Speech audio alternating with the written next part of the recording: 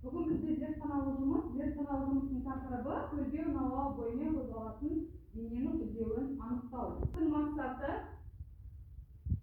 физикалық шамалардың өлшеу дәлдігін ескере отырып, тәжірибелік зерттеудің соңғы нәтижесін кестеге жазу.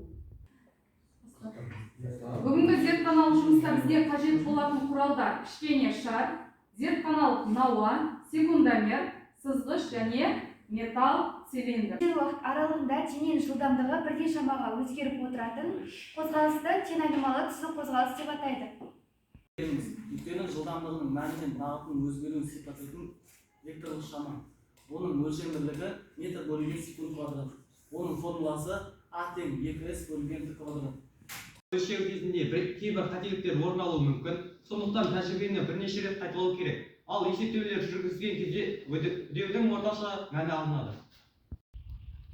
Жұмысын орындалу тәртібі: біз бірінші кезекте суретте көрсетілген қондырғыны жинап, науаның төменгі жағына цилиндрлік денені қоямыз.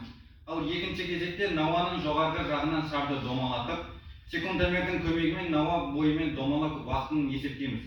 Үшіншіден, ара қашықтықты өлшейтін таспа арқылы шардың цилиндрге дейін жүріп өткен жолын анықтаймыз. Төртінші, өлшеу нәтижелерін кестеге жазамыз.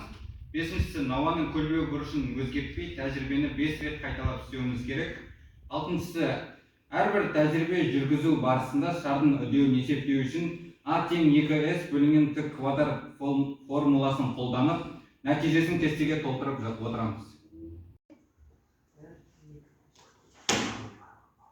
Екінші уақытымыз 0,176 секунд. Үшіншісін көреміз. Ендігісінде 0,177 секунд. Енді төртіншісін. Ал бұда 0,178 секунд. Енді бесіншісін соңғысын көреміз. 0,179 секунд. Бірінші шарттастағымыз 0,195 секунд болды. Екіншісін көрейік. Екінші шарттастағымыз 0,196 секунд болды. Үшіншісін көрсек. Үшінші тастағымыз 0,197 болды. Келесі. Төртінші тастағымыз 0,198 болды. Соңғысы.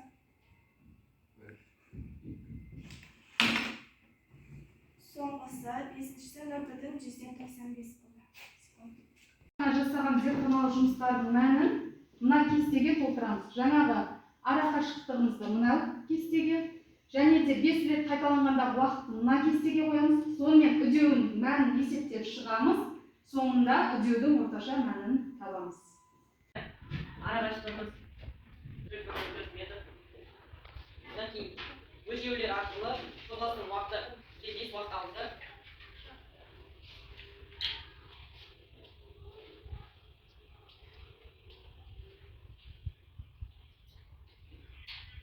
Бірінші уақытымыз 0,175 секунд, екіншісі 0,176 секунд, үшіншісі 0,177 секунд, төртіншісі 0,178 секунд, бесіншісі 0,179. Енді олардың барлығына бізде бастапқы жылдамдық 0-ге тең болды. Үдеуді табу үшін 2S бөлінген Т квадрат. Бірінші қозғалыстың үдеуі тең болады 2S бөлінген Т квадрат. Екінші қозғалыстың бері 2S бөлінген Т квадраты. Үшіншісі 2S бөлінген Т квадраты. Төртіншісі 2S бөлінген Т квадраты. Бесіншісі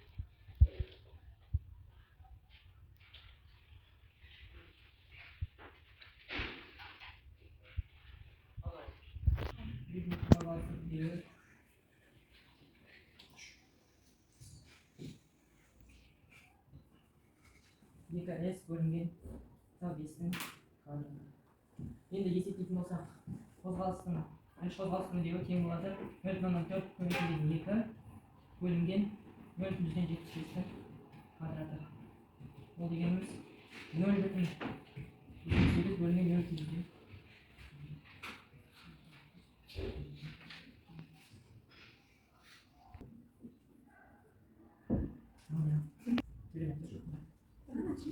Тоқтап алғанда 1,4 метр квадрат. 4,6 алтының квадраты тең 1,8 бөлінген 0,5.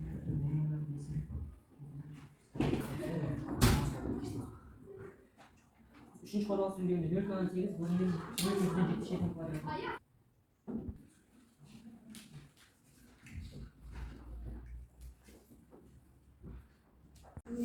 Бізге берілген есепте арақашықтығымыз 0,5 метрге тең болды. Үдеуіміз бірінші үдеу 1,1, екінші үдеу 1,8, үшінші үдеу 1,6, төртінші үдеу 1,4, бесіншісі 1,2 метр секунд квадратқа тең болды. Енді біз ортақ мән табу керекпіз. Ол үшін